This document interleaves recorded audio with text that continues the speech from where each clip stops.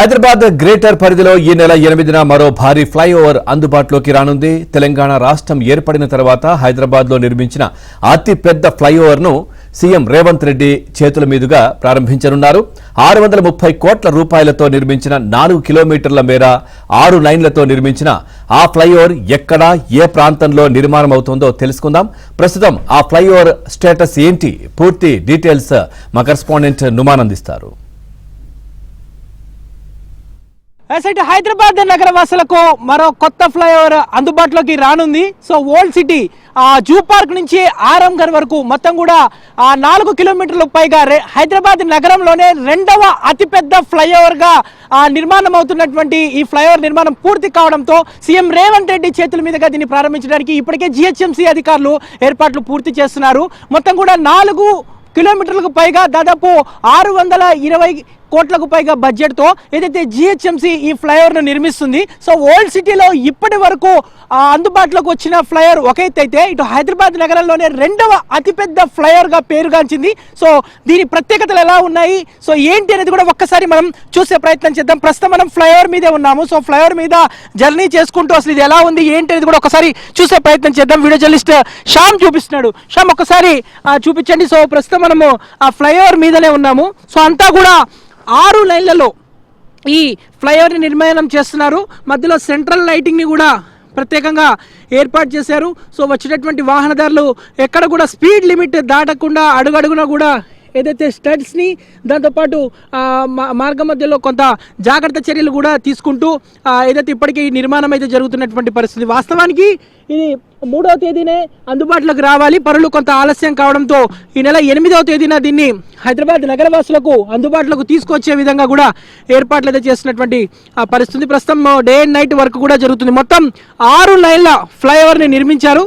So వివిధ కారణాల వల్ల ఈ ఫ్లైఓవర్ ప్రాజెక్టు దాదాపు 7 ఏళ్ల తరబడి నిర్మాణం జరగగా ప్రస్తుతం ఈ ఫ్లైఓవర్ ప్రారంభానికి సిద్ధమైంది. హైదరాబాద్లోనే రెండవ అతిపెద్ద ఫ్లైఓవర్గా రూపుదిద్దుకుంటుంది ఈ ఫ్లైఓవర్. సో ఇది అందుబాటులోకి వస్తే మాత్రం చాలా వరకు ట్రాఫిక్ చిక్కులకు చెక్ పెట్టవచ్చంటూ కూడా ఇప్పటికే జీహెచ్ఎంసీ అధికారులు చెప్తున్నారు. సో కర్వ్స్ కూడా చూస్తున్నాం. దాదాపు అతి పొడవైనటువంటి ఫ్లైఓవర్ ఏదైతే పీవీ ఎక్స్ప్రెస్ తర్వాత ఇది అత్యంత పొడవైన ఫ్లైఓవర్గా నిర్మాణం అవుతుంది. సో ఇటు నెహ్రూ జులాజికల్ పార్క్ నుంచి ఆరంఘర్ వరకు 6 లైన్లలో ఈ ఫ్లైఓవర్ను నిర్మిస్తున్నటువంటి పరిస్థితి. రోజు రోజుకు హైదరాబాద్ నగరంలో ట్రాఫిక్ సమస్య పెరిగిపోతున్నటువంటి నేపథ్యంలో ఇటు ట్రాఫిక్ చిక్కులకు చెక్ పెట్టేలా ఏదైతే చేపట్టినటువంటి ఈ ప్రాజెక్ట్ మొత్తం కూడా 636 కోట్లతో నిర్మాణమైంది.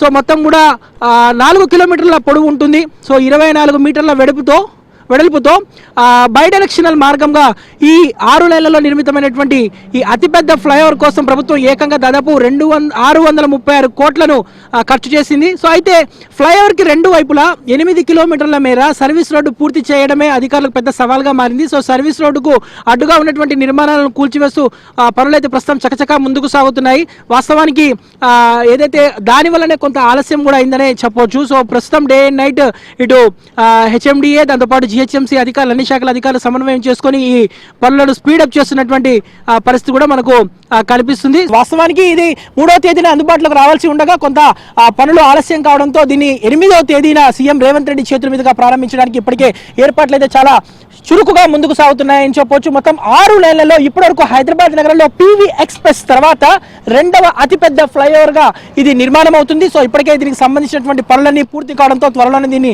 ప్రారంభించేందుకు ఇప్పటికే ఇటు జీహెచ్ఎంసీ అధికారులు అయితే ఏర్పాట్లు ముమ్మరంగా చేస్తున్నటువంటి సిచ్యువేషన్ అయితే మనకు కనిపిస్తుంది చెప్పొచ్చు. సో ఇది మనం ఇప్పటివరకు చూసాము. సో హైదరాబాద్ నగరంలోనే రెండవ అతిపెద్ద ఫ్లైఓవర్ గా రూపుదిద్దుకుంటున్నటువంటి ఆరంఘర్ నుంచి జూ పార్క్ మార్గంలో నిర్మిస్తున్నటువంటి 4 కిలోమీటర్ల ఫ్లైఓవర్ ని ప్రస్తుతం మనకు చూసాము. సో ఇది త్వరలోనే ఇటు హైదరాబాద్ నగరవాసులకు ఓల్డ్ సిటీ ప్రజలకు అందుబాటులోకి రానుందని చెప్పొచ్చు. వీడియో జర్నలిస్ట్ శ్యామ్తో నుమాన్ ఏబీ ఆంధ్రజ్యోతి, హైదరాబాద్.